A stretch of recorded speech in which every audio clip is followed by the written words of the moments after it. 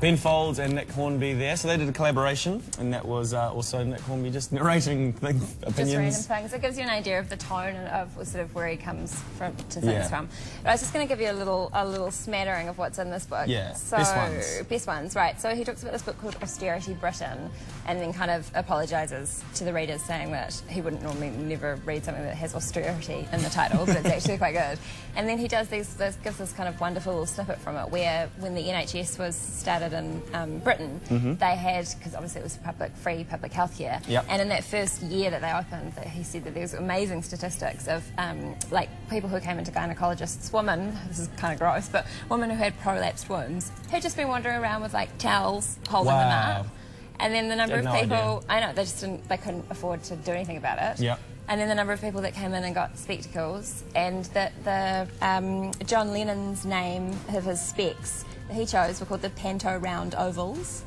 Hornby suggests that that would be a good name for a band. The Panto Round Ovals, there you go. You can take that from there. In the stars. And one little snippet, which I feel really validates me, is that I did review that book, Let's Talk About Love, by Carl Wilson, which was about Celine Dion, and everyone... Oh yeah, and we played the little Celine Dion clip. Yeah, and it takes people so long to take me seriously when I want to do that book. And he had the same problem, but he says in here to justify it, Wilson's book isn't just important, it has good facts in it too. Like, did you know that in Jamaica, Celine is loved most by all of the badasses? Quote from the book, so much that it became a cue to me to walk, run or drive faster if I was ever in a neighbourhood I didn't know and heard Celine Dion. Wow. So that's like the canary in the mine if you're in a bad neighbourhood in Jamaica. Celine's on, run!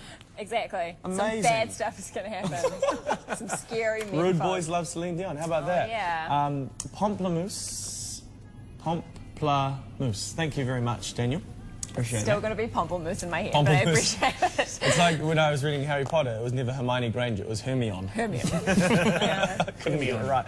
Cara Moore saying, I wish I could remember to get books out, but I always forget. Then when the insomnia kicks in, I kick myself. You know, if you just had some Harry Potter. When do you read all these? But you read a lot of books. I know. Do you know, a friend of mine was admitting, I feel, to me the other day, that he reads a lot. He reads at night, and he reads purely to go to sleep. Like, he doesn't take any of the content. He does it so he goes to sleep. And then he complains that he doesn't learn anything about books. He borrows them as well. Because I read and read and read at night, and then I'm just doing... by the end of it, I'm literally doing that, and then I have to read I'll read the same 3 or 4 pages over and over again. I know. Well, he doesn't even reread them. He's not looking for meaning. He's just, like, wanting to go to sleep. Why doesn't he just read the dictionary? It's a really expensive way of going to sleep. Wow. Better than staying on Facebook, though. He does that too. Okay. Well, thank you very much, Lily. That was wonderful, and I'm very excited that you're coming back into our lives on a Monday evening. Do go to Unity Books in Auckland or Wellington, or unitybooks.co.nz to get your hands on that. And also, do you guys sell The Believer? Yeah, so this is I just wanted to flash Obama's pretty face. Can we do that? It's a pretty face.